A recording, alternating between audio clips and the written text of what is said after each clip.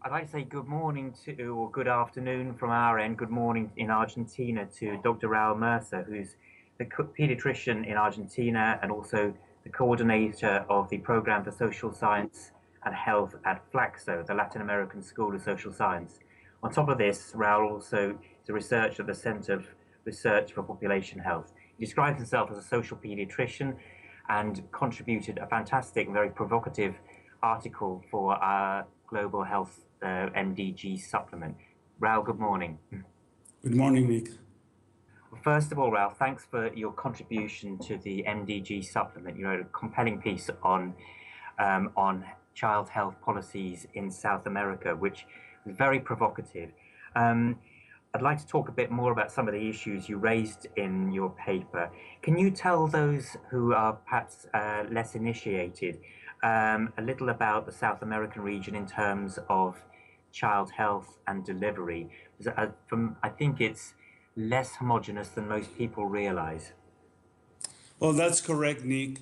As it happens with the rest of the Latin American region, South America is not a unity. One of the characteristics of this region is its diversity, not only from the geographic point of view and cultural point of view, but also in terms of the particular situation of each country in terms of its own development.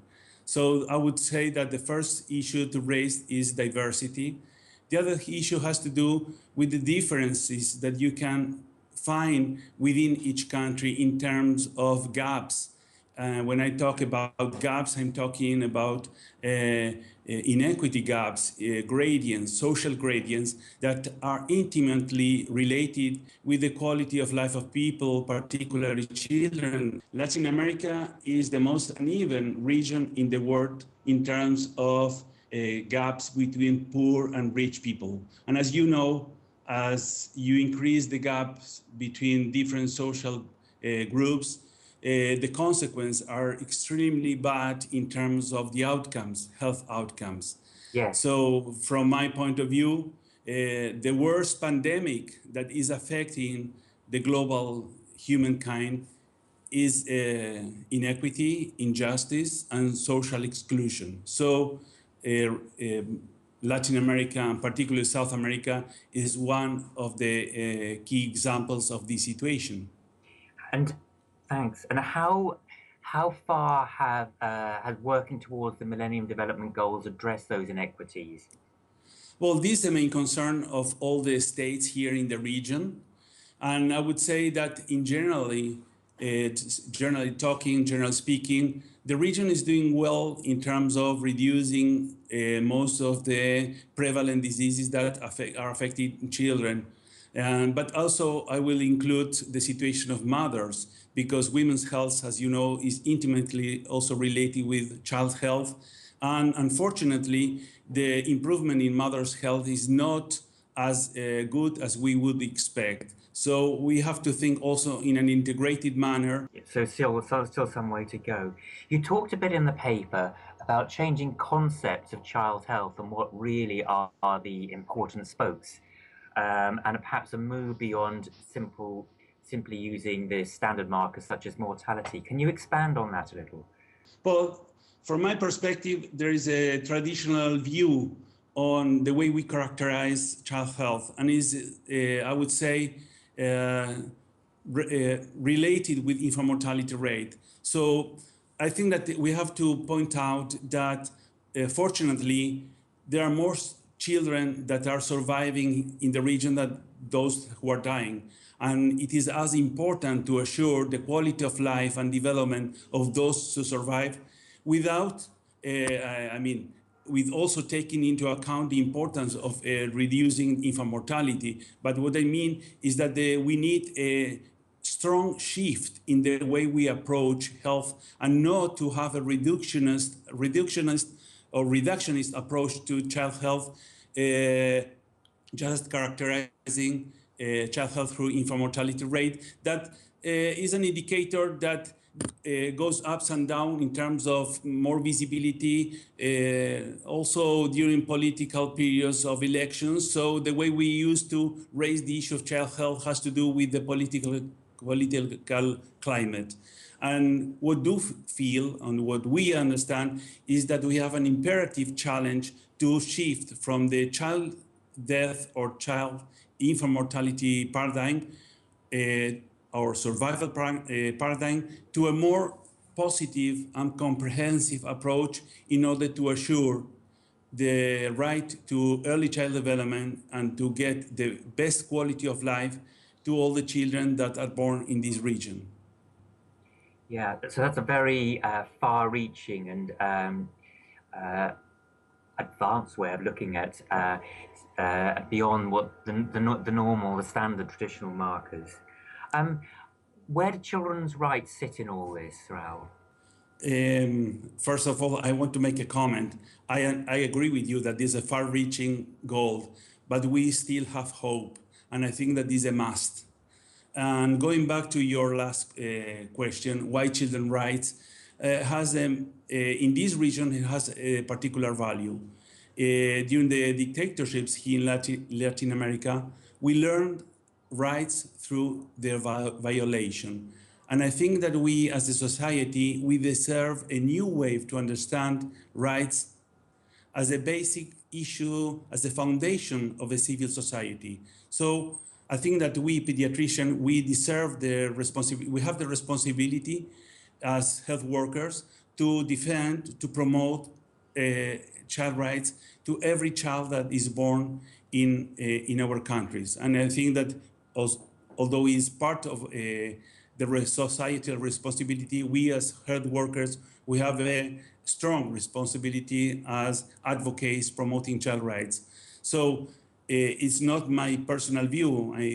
Fortunately, there are many presidents and political authorities that they are promoting a rights perspective as a basic issue to assure child rights and the right to child health. That is something that is a part of the International Convention of Children's Rights.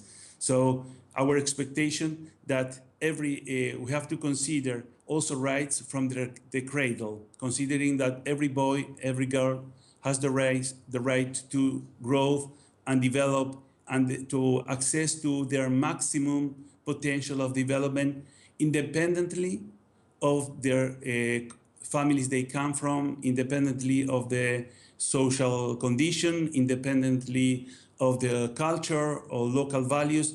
So I think that if we expect to attack most of the social epidemics that are affecting our society, as an example, violence, we have to promote equity and health from the very start of life, from the newborn period. Yeah. So that's the reason why we consider that rights is a main topic. Just for your information and all the public that is participating in this important launching, there is a very widespread group of pediatricians that are involved in the field of promoting child rights and health.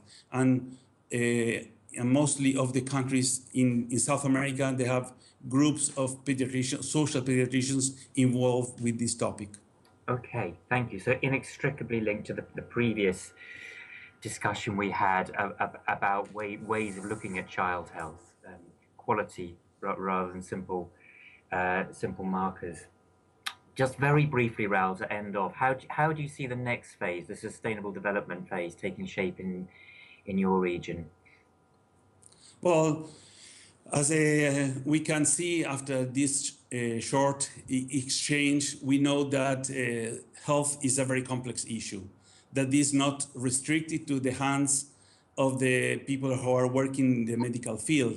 Based on the empiric evidence, we know that the health system, the health sector, the health services, they contribute almost in the 10% in terms of producing health, in terms of affecting the profile of the health of the population, in terms of increasing life expectancy. So the first comment is that we have to understand health as a social value, that where all the sectors in the society, they have some degree of responsibility. Second, we understand that at the health, just talking within the health sector, we have to promote more consciousness of what does it mean to introduce a rights perspective in the health system, because there are emerging new conflicts that are a consequence of the lack of knowledge on the importance of introducing a rights perspective, to have more participatory services with the participation of families and kids, to have more democratic relationships between healthcare providers and children, and to involve children in the decision of what is good in terms of better health for them, and to be participants on the process of decision making. And I think that we have to provide more transparency in terms of what does it mean rights to health, and to understand that many interests around the health sector that they want to introduce a market perspective that has nothing to do with the sense of what we understand about health. So I think that the challenge is how to promote mechanisms to make the health sector more transparent and to make it more accountable. Thank you so much. Raul, thank you so much, both for today and for contributing to the supplement. It's been really good to get to know you, albeit long distance, and I hope we can keep in contact on many of these issues. Thank you.